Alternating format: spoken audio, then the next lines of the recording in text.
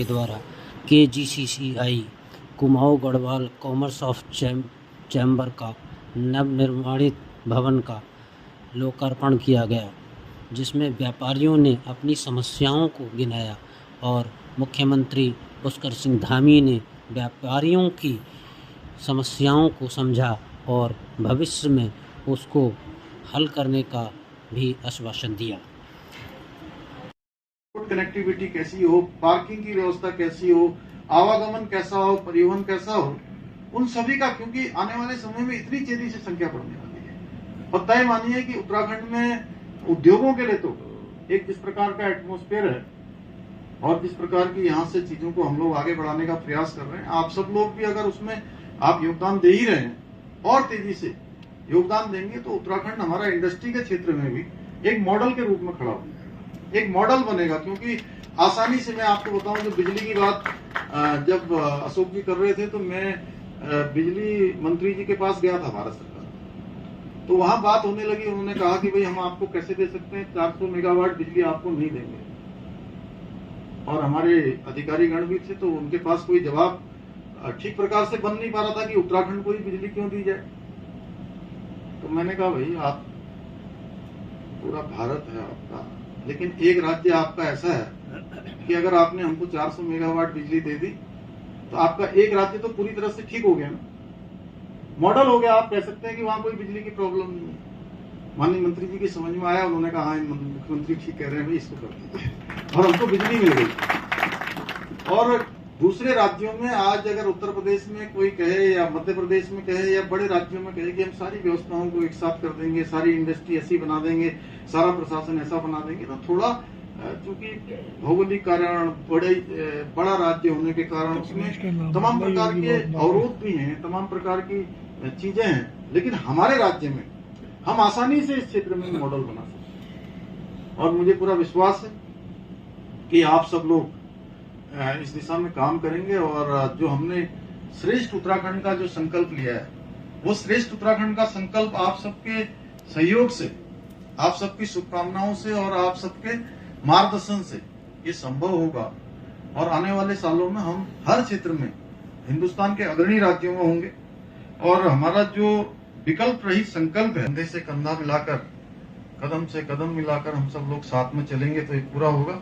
और आपने जितने भी मुझे ये ज्ञापन दिया है, मैं इसको लेकर जा रहा हूँ। इसमें से मेरा प्रयास होगा कि ज्यादातर चीजें जो भी आपने दी हैं मुझे, उसका एक एक का मैं विस्तार से नहीं जा रहा हूँ, बहुत टाइम हो गया है, तो इसको हम लोग अपने प्रस्ताव में शामिल करके इनको क्रियान्वित करने का काम करेंगे। अंत में पुनः आप सबके उस भव्य आयोजन के लिए और आप सबकी उपस्थिति के लिए आप सभी का धन्यवाद। मुझे आने में थोड़ा 1 घंटा में विलम्ब हो गया और मुझे लग रहा था कि पता नहीं भगवान आज जो है इतने दिनों बाद ये कार्यक्रम ठीक से हुआ। पहले भी 1-2 बार और इन्होंने, बापी जी ने और इन्होंने कहा था, लेकिन वो बीच में कैंसिल हो गया किसी कारण से। आज जो है ऐसा ना हो, मैंने इंद्रदेव से प्रार्थना करी और वो थोड़ी रुक गए, तो लेकिन उसके कारण से 1 घंटे में विलम्ब से आया, उसके लिए मैं क्षमा प्रार्थी हूँ। लेकिन मेरी गलती नहीं थी, मैं यही कह रहा था अभी लोग घटना बन गई है कि अगर हमने 12 बजे का टाइम दिया तो 1 बजे पहुंचेंगे, लेकिन मैं अगर 12 बजे का टाइम देता हूं तो 12 बजे ही पहुंचता हूं। ये मैंने अपना नियम बनाया। कोई आया हो, कम आया हो, कई बार होता क्या है कि हम कार्यक्रम में पहले पहुंच जाते हैं, लोग बाद में आते हैं, लेकिन अब सबको पता चल गया है कि नहीं, इन्होंने जितने बजे का टाइम दिया, क्यों बिलेंद्र जी ऐसे ही होता है, पार्टी के कार्यक्रमों में भी हम ऐसे ही पहुंच जाते हैं, तो थोड़ा सा विलम्ब हुआ। इसके लिए मैं आपसे खेद चाहता हूँ, लेकिन पुनः इस आयोजन के लिए आप सबको बहुत शुभकामनाएं देता हूँ, बहुत बधाई देता हूँ और अपनी बात को समाप्त करता हूँ। धन्यवाद।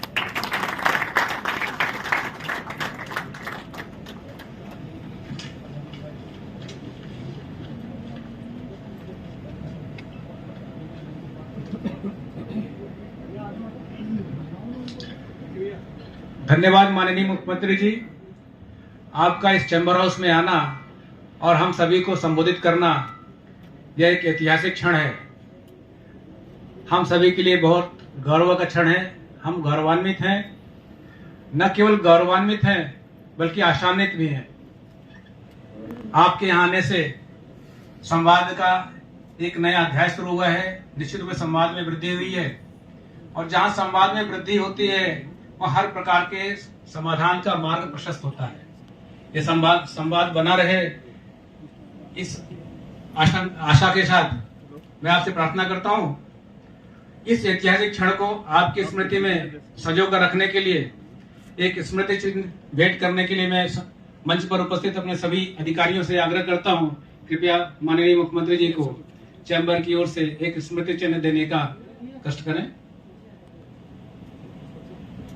मुख्यमंत्री जी का अभिवादन करें।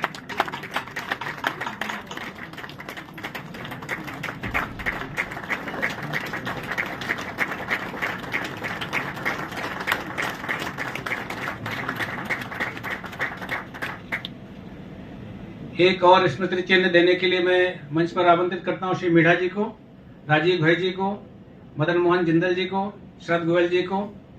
कृपया आए और माननीय मुख्यमंत्री जी को एक स्मृति चिन्ह देने की कृपा करें। Shri Sushil Bansal ji,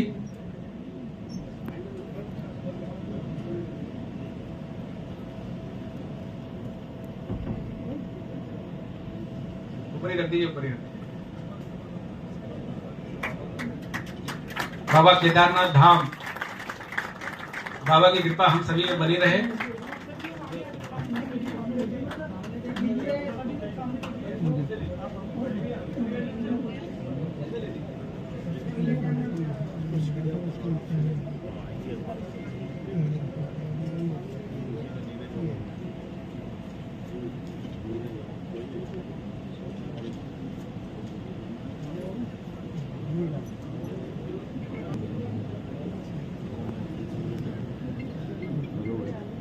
And now I invite our past President Shri Vikas Jindal ji to convey the vote of thanks.